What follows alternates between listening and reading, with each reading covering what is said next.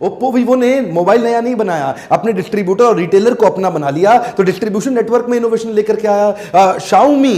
Xiaomi product में innovation थोड़ी लेकर के आया, वो इनोवेशन किस में लेकर के आया, प्राइस रिस्पॉन्सिवनेस क्रिएट किया, अपनी कॉस्ट इनोवेशन लेकर के आया, किसी तरह से उसने कॉस्ट को कम करने की कोशिश किया। देखिए बहुत तरह के इनोवेशंस हैं, जैसे रिलेशनशिप का इनोवेशन, बिजनेस मॉडल का innovation, work flow innovation, system delivery innovation, distribution innovation, value innovation, supply chain innovation. आप घबराते हैं प्रोडक्ट इनोवेशन से, प्रोडक्ट ही एक प्रकार का इनोवेशन नहीं है, वो एक ही प्रकार का कोई इनोवेशन थोड़ी होता है। आपके देखिए ध्यान दीजिए, इकोनॉमीज ऑफ स्केल भी आपका प्रोडक्ट है। जैसे हम बात करते हैं ना, वॉलमार्ट, बिग बाजार, डी मार्ट, इनका इकोनॉमीज ऑफ स्केल कितना बड़ा है, सस्ता माल खरीद के लाते हैं बाजार से, इतना सस्ता इतना सस्ता इतना सस्ता ले आते हैं कि सस्ता बेचते हैं, तो इनका कोई मुकाबला ही नहीं कर पाता। तो इनका प्रोडक्ट नहीं है, इनका इकोनॉमीज ऑफ स्केल इनका प्रोडक्ट है। जो इनकी परचेजिंग है वो परचेजिंग को प्रोडक्ट माना जाएगा। क्यों? क्योंकि ये उसके कारण खाते हैं, उसी के कारण कमाते हैं। अब जैसे रीजनल ब्रांड इक्विटी, अब अपने शहर के अंदर तो कोई भी राजा बन ही सकता है ना। जैसे आपने देखा है राहुल गांधी जी की पॉपुलैरिटी इंडेक्स, अभी एक न्यूज चैनल में मैं पढ़ रहा था, बहुत ज्यादा नहीं है, लेकिन उसके बावजूद अमेठी के वो राजा है।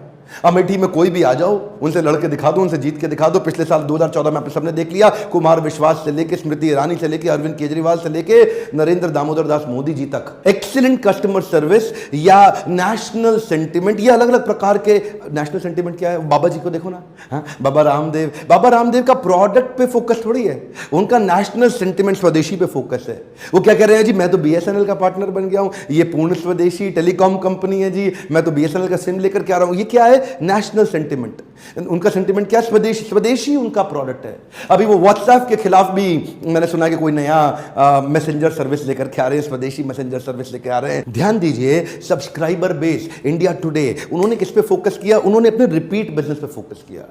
उन्होंने एक कस्टमर की लॉन्ग टर्म वैल्यू पे फोकस किया, एक कस्टमर को जोड़ के उसको सब्सक्राइबर बना लो, उसको मैगजीन बेचते रहो, इंडिया टुडे। तो ये उनका अलग प्रकार का इनोवेशन है। उनका इनोवेशन केवल कंटेंट का नहीं है, इंडिया टुडे का कंटेंट तो अच्छा है, लेकिन कंटेंट अच्छा होने के साथ साथ उनकी ग्रोथ सब्सक्राइबर बेस से हो रही है। Trade secret, KFC, Coca Cola, ये ट्रेड सीक्रेट पे कमाते खाते हैं। इन्होंने कोई ऐसा नहीं कि ऐसा प्रोडक्ट बना दिया, लेकिन जो चीज़ बनाई है वो किसी को पता नहीं चलने दे रहे। तो ये देखिए, एंट्री बैरियर कई प्रकार के, मैन्युफैक्चरिंग एफिशिएंसी है ना, मैकडॉनल्ड्स बर्गर बहुत तेज बना लेता है, वो उनकी एफिशिएंसी है। एक्रेडिटेशन सर्टिफिकेशन, वो भी एक तरीका है कि आप ऐसा सर्टिफिकेट उठा करके ले आए। तो एक ये आपके एम्प्लॉयज़ के कल्चर में आना चाहिए कि वो अलग अलग प्रकार ढूंढें कि कैसे हम मार्केट के अंदर एंट्री बैरियर क्रिएट कर सके। कम से कम सारे बिजनेस लीडर्स की समझ होनी चाहिए।